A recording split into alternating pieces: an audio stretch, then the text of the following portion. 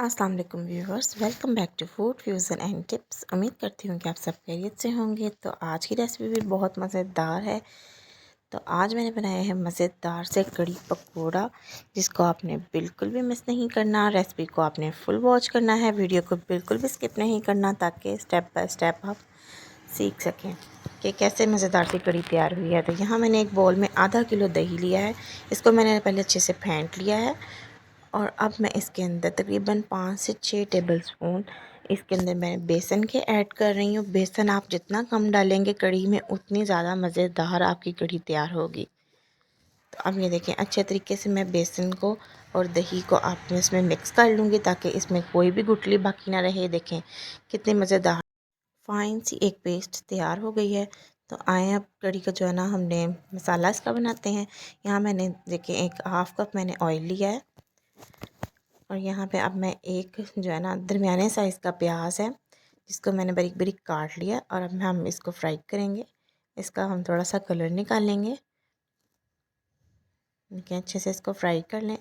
इसका हमने प्यारा सा कलर निकालना है। उसके बाद मैंने 2 कड़ी लीव्स, 2 कड़ी पत्ता, तेज़ पत्ता भी आप उसको कहते हैं, तो वो भी इसमें ऐड कर दिया। जब इसकी खुशबू निकल आएगी तब हमने इसमें ये 1 टेबलस्पून के करीब लहसुन की पेस्ट है जो मैंने इसमें शामिल कर दिया, और ये 1 टीस्पून मैंने इसमें ज़ीरा शामिल कर दिया। अब यहाँ साथ ही मैं इसमें 1 टीस्पून ही सुरख मिर्च पाउडर ऐड करूँगी, 1 टीस्पून ही हल्दी ऐड करूँगी, और 1 टीस्पून ही मैंने इसमें नमक भी ऐड कर दिया। आप अपने टेस्ट के मुताबिक ऐड कर सकते हैं। और यहाँ पे अब हमारा मसाला जो है अच्छे से पक जाए, मिर्च वगैरह अच्छे से पक जाए, इसलिए मैंने इसमें थोड़ा सा पानी डाला है, ताकि हमारा मसाला अच्छे से पक जाए। देखिए हमारा मसाला तैयार है। और अब ये जो दही और बेसन की मैंने पेस्ट बनाई थी, इसको हम इसमें मिक्स करेंगे। मिक्स करके साथ ही हम इसमें पानी ऐड कर देंगे।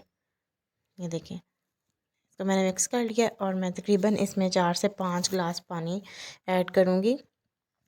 इतना पानी आपने ऐड करना है कि आपकी कढ़ी जो है ना अच्छे से पक जाए, बेसन कच्चा ना रहे। बेसन का पकना बहुत ज़रूरी है। देखिए मैंने थोड़ा सा पानी इसमें और ऐड किया। अब हम अपनी कढ़ी को पकने के लिए रख देंगे, जब तक कि इसमें उबाल नहीं आता। अब यहाँ पे मैंने पकौड़ों का मसाला तैयार करते हैं। यहाँ मैंने एक छोटा प्याज लिया है, 2 से 3 मैंने आलू लिए हैं, जिनको मैंने बारीक काट लिया है। और ये देखें, ये मैंने पालक ली है थोड़ी सी, और ये 3 से 4 मैंने हरी मिर्चें ले ली हैं। आप अपने टेस्ट के मुताबिक ज़्यादा भी हरी मिर्चें इसमें ऐड कर सकते हैं। और अब 1 टेबलस्पून के करीब मैंने इसमें सूखा धनिया लिया है, 1/2 टीस्पून मैंने इसमें ज़ीरा लिया है, और अब इसमें मैं 1/2 टीस्पून के करीब नमक डालूँगी, 1/2 टीस्पून ही इसमें मैं सुरख मिर्च पाउडर का डालूँगी। ये इसमें मैंने थोड़ा सा फूड कलर डाला है, येलो फूड कलर, और 1/2 टीस्पून मैंने इसमें अजवाइन डाली है। और ये जो है ना 1/2 टीस्पून के करीब मैंने इसमें डाली है काली मिर्च, और 2 टेबलस्पून के करीब मैंने इसमें सिरका डाला है। और अब ज़रूरत के मुताबिक बेसन लेके हम इसका जो है ना मसाला तैयार कर लेंगे। अब ये इमली का पल्प है। जब हमारी कढ़ी अच्छे से पक जाएगी, तब आपने इसमें इमली का जो है ना पल्प ऐड करना है, कोई भी खट्टा, वरना आपकी कढ़ी जो है ना गाढ़ी नहीं होगी। यहाँ मेरी कढ़ी को उबाल आ गया था, अच्छे से कढ़ी पक गई थी, तो मैंने इसके अंदर जो है ना वो इमली ऐड कर दी।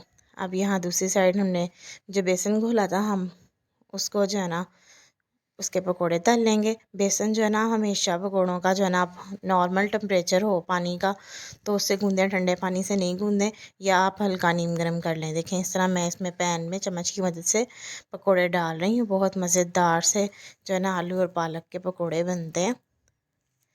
ये देखें, पहली दफ़ा के जो है ना सब ने ट्राई करने में ही ख़त्म कर देने हैं, क्योंकि अक्सर जो है ना सब हर घरों में ही ऐसा होता है कि अगर आप कढ़ी बनाते हैं तो फर्स्ट जो पकोड़े होते हैं ना, तो वो तो घर वाले ही जो है ना टेस्ट में ही ख़त्म कर देते हैं। हम ये देखें, हम ये दोबारा उठा लेंगे पकोड़े। इस तरह ही आपने इनको मीडियम फ्लेम पे जो है ना बनाएं, हाई फ्लेम पे ना बनाएं, वरना पकोड़े अंदर से जो है ना कच्चे रह जाएंगे, आलू वगैरह पकेंगे नहीं। इसलिए medium, low to medium flame पे ही जो है ना आप अपने पकोड़ों को फ्राई करें। मज़ेदार से क्रिस्पी से पकोड़े हमारे तैयार हो गए। इसमें मैंने कोई मीठा सोडा वगैरह नहीं डाला। अभी देखिए हमारी कढ़ी पक चुकी है, और अब एंड में मैं इसमें 2 से 3 टेबलस्पून के करीब इसके अंदर मैंने सिरका भी ऐड कर दिया, ताकि मज़ीद मज़ेदार सी खट्टी सी हमारी कड़ी तैयार हो। और अब यहाँ पे मैंने अभी फ्लेम ऑफ़ नहीं किया और जो हमारे पकोड़े तैयार हुए थे उन पकोड़ों को मैंने कड़ी में डाल दिया और तकरीबन 2 मिनट के लिए मैं इनको दम की आंच पे जो है ना रख दूँगी, ताकि हमारे पकोड़े जो है ना फूल जाएँ, अच्छे से सॉफ़्ट हो जाएँ।